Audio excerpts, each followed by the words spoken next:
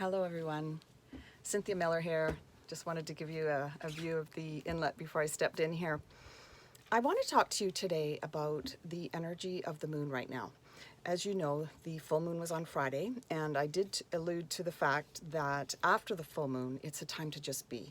Now, that doesn't mean that you're just going to do nothing, okay?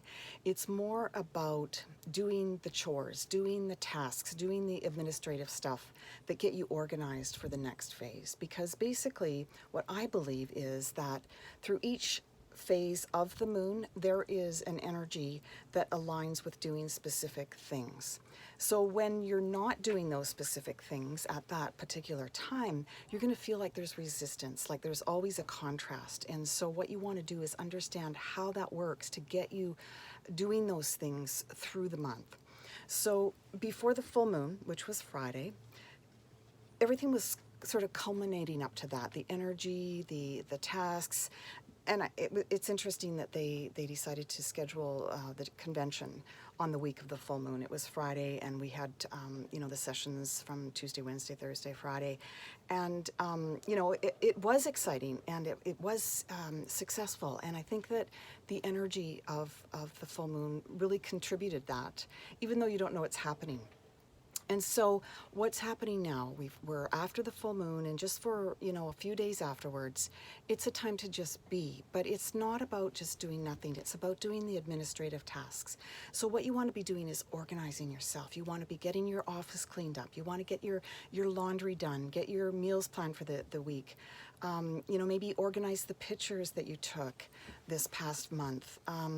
Getting all those things ready so that when the next phase comes along to do the planning, to do the action steps, then you're ready for it. I don't know about you, but if my desk is a mess because I just haven't been able to sit down and organize it, I can't do action steps. I can't do those things that need to be done. I have to be organized to get them done, and you'll find that really helps you. So you want to be, like I said, organizing your pictures.